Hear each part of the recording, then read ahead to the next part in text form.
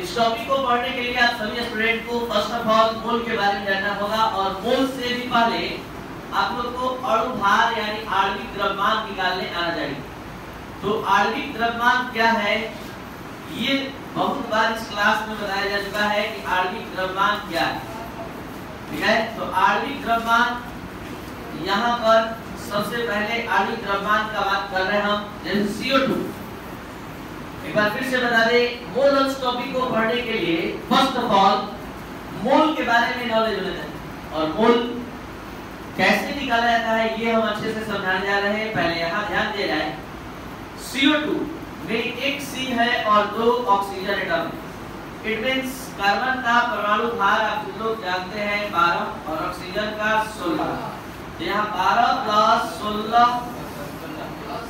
16 लिखिए या 16 into 2 लिखिए। बात एक ही है, आया 44। तो ये इसका आणविक द्रव्यमान है, मतलब अणु भार।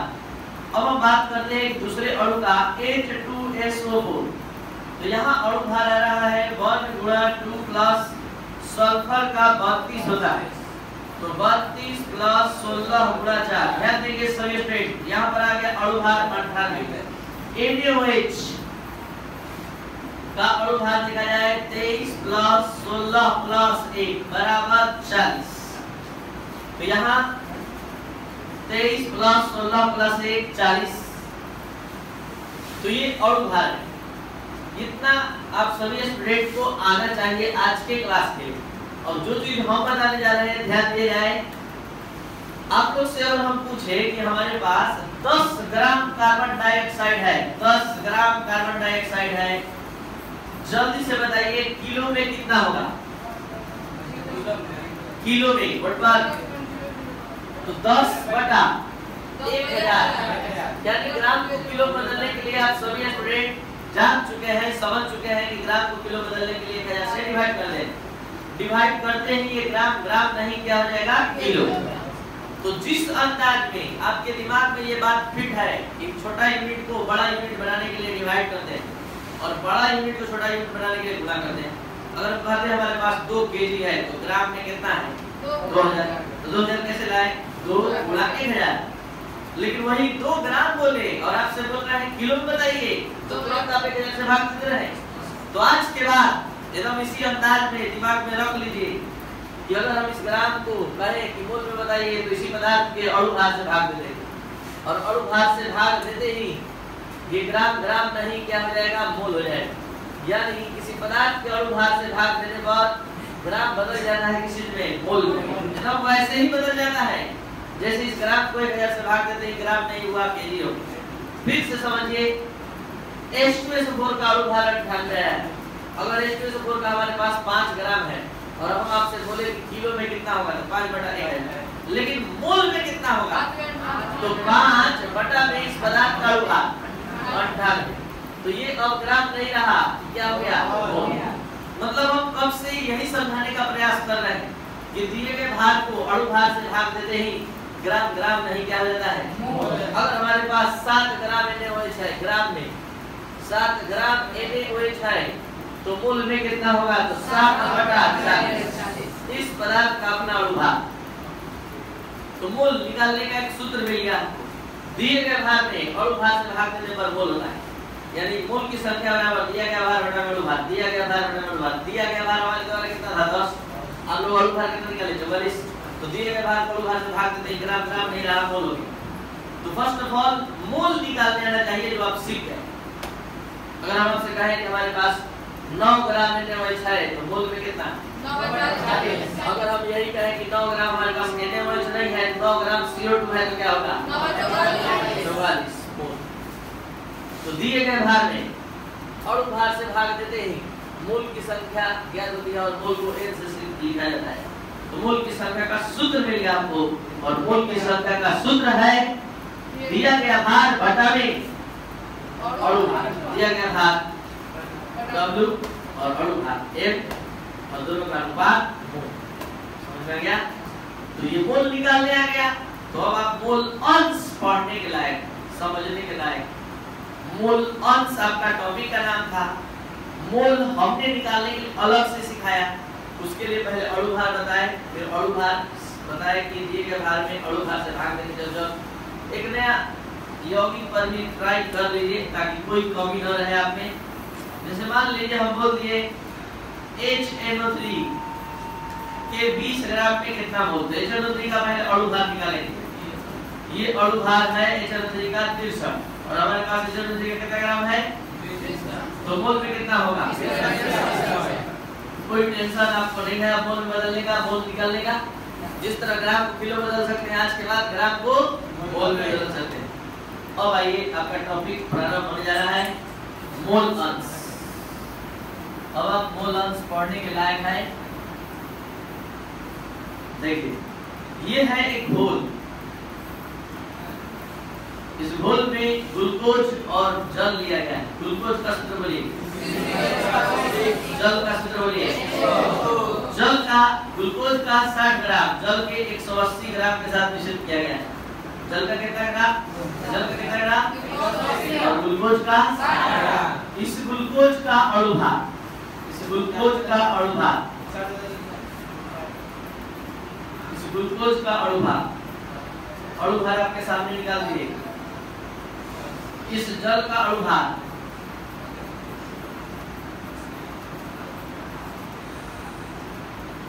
1 × 2 + 16 अणु भार के लिए दिया गया था 60 180 है। तो हमको क्या करना है कि घोल बनाया गया ग्लूकोज का 60 ग्राम 180 ग्राम जल के साथ मिलाया गया। तो घोल के प्रत्येक अवयव का मोल अंश क्या है, तो मोल अंश क्या होता है, मोल अंश कैसे निकाला जाता है, सब एक बार बोर्ड पर ध्यान दीजिए। तो यहाँ पर हम कहें कि अब जल्दी से आप लोग बताइए, अगर कुछ सीखे हैं हमको इसका मोल चाहिए तो कितना है। इसका मोल आपने बता दिया, जल का मोल बताइए। दिमाग खराब है। 180 बैठा दिए गए भार में अणु भार, अणु भार में दिए गए भार नहीं, दिया गया भार 180 और अणु भार तो दोनों का मोल पता है। अब हम आपको बता दें कि मोल अंश निकालना बहुत आसान है। मोल अंश को काई द्वारा सूचित करते हैं, लेकिन अक्सर जल्दीबाजी में सब कोई x बोलता है और x मतलब ये मोल अंश है और हम ग्लूकोज का निकालना चाहते हैं मोल अंश। सीधा साधा सूत्र है, जिसका मोल अंश निकालना होता है उसका मोल ऊपर और टोटल मोल नीचे। टोटल मोल मतलब घोल में दो चीज का मोल है, एक ग्लूकोज का और एक जल का। अब हम जल का मोल अंश निकालना चाहते हैं तो जल का मोल ऊपर बटा में पूरे घोल का मोल नीचे। और अब आप एक नजर में पूरे को देखते हुए परिभाषा सुनेंगे। ये है ग्लूकोज का मोल अंश, ये है जल का मोल अंश। तो घोल के किसी अवयव का मोल अंश उस अवयव के मोल की संख्या और घोल के कुल अवयव के मोल की संख्या के अनुपात के बराबर। घोल के किसी अवयव का मोल अंश उस अवयव के मोल की संख्या और घोल के कुल अवयव के मोल की संख्या के अनुपात के बराबर। जिसका मोल अंश निकालना है उसका मोल ऊपर और टोटल मोल नीचे। तो टोटल मोल मतलब क्या, घोल का मोल। दो ही चीज तो है घोल, विलयन दो ही चीज से बना है, एक ग्लूकोज और एक जल। तो यहाँ दो चीज से बना है, तो जिसका निकालना है मोल अंश उसका मोल ऊपर और टोटल मोल नीचे। तो घोल के किसी अवयव का मोल अंश उस अवयव के मोल की संख्या या घोल के कुल अवयव के मोल की संख्या के अनुपात के बराबर। ये आप अच्छे से समझ गए होंगे। ये एग्जांपल जिसके माध्यम से हमने ये पूरा मोल अंश को समझाना चाहा। एक बार फिर से दूसरी बात समझाने जा रहे हैं, जल्दी से हमको बता दीजिए। इसमें दिया गया भार कितना था और भार कितना था, ग्लूकोज का पूरा मोल कितना, जल का दिया गया भार, जल का भार, जल के मोल की संख्या, जल का मोल अंश 180 बटा 18 बटा 60 बटा 180 प्लस 180। ये पूरा क्या है, जल का मोल, जल का मोल। और ये दोनों क्या है,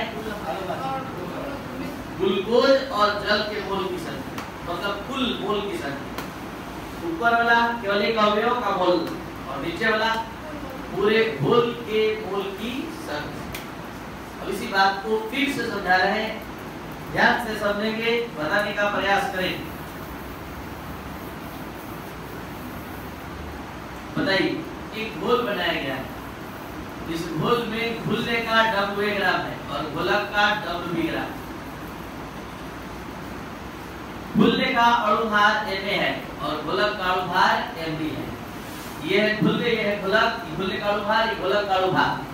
बताइए घुलने के मोल की संख्या, घुलने के मोल की संख्या जो हिंदी में बोल रहे हैं केमिस्ट्री में Na कहलाएगा और आप लोग क्या बोल रहे हैं W/। उसी तरह बोलिए घोलक के मोल की संख्या।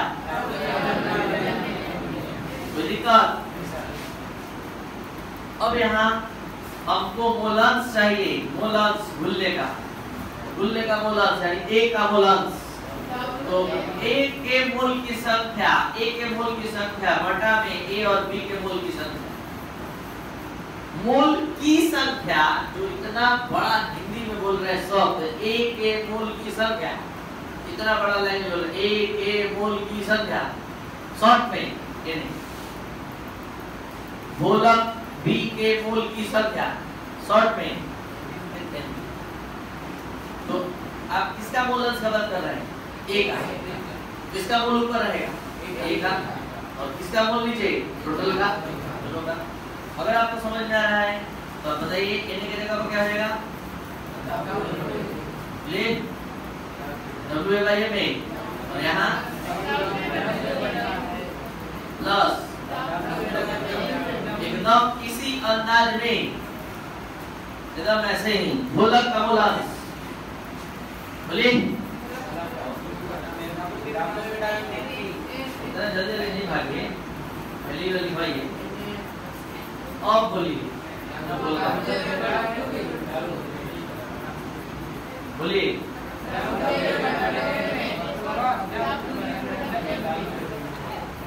अब बोलिए, समझ में आया?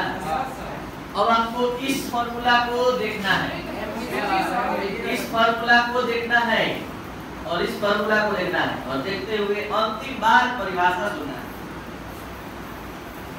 घोल के किसी अवयव का मोलांश उस अवयव के मोल की संख्या और घोल के कुल अवयव के मोल की संख्या के अनुपात के मोलांश को काय द्वारा सूचित करते हैं। जिस अवयव का मोलांश निकालना होता है उसका मोल ऊपर और टोटल मोल नीचे। ये दिया गया भार बटा अणुभार, ये किस का अनुपात है? घुलने के मोल का। ये किसका अनुपात है? घोलक के मोल। अगर घोलक का मोल निकालना है तो घोलक के दिए गए भार में घोलक का अणुभार से भाग दें। घुलने का मोलांश निकालना है, घुलने के दिए गए भार में घुलने का अणुभार से भाग दें। समझ में आया बात? तो मोलांश क्या है? घोल के किसी अवयव का मोलांश, उस अवयव के मोल की संख्या और घोल के कुल अवयव के मोल की संख्या का अनुपात क्या होता है? ठीक है। अब थोड़ा सा एक चीज और जान लीजिए, इसका कोई इकाई नहीं होता है। क्यों नहीं होता है? क्योंकि ऊपर भी मोल है और नीचे भी मोल है। इसके बाद एक चीज और जानिए, घुल्य और घुलक के मोल अंश का योग सदैव 1 होता है। ये कैसे? घुल्य और घुलक के मोल अंश का योग सदैव 1 कैसे होता है ये आप थोड़ा जान लीजिए। यहाँ पर हम LHS लेके चल रहे हैं, x से बराबर, x से का मान बोलिए, x से प्लस xb लेके चल रहे हैं, x से का मान बोलिए, xb का मान बोलिए,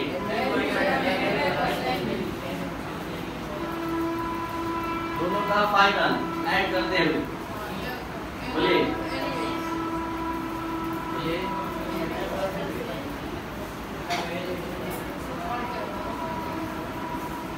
क्या यार? इसका क्या फायदा है?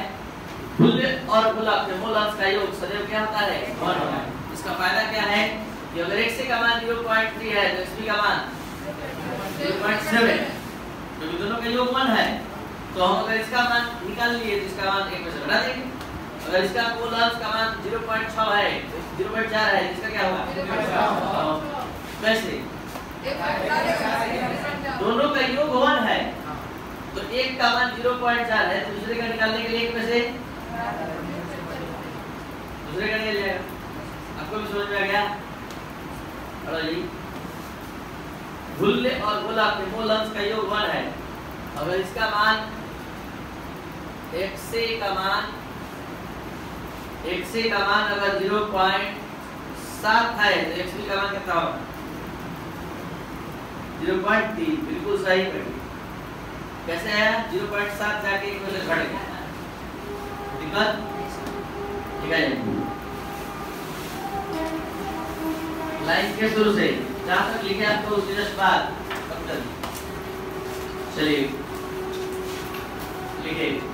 लाइन के शुरू से गुल्ले के मोल की संख्या, गुल्ले के मोल की संख्या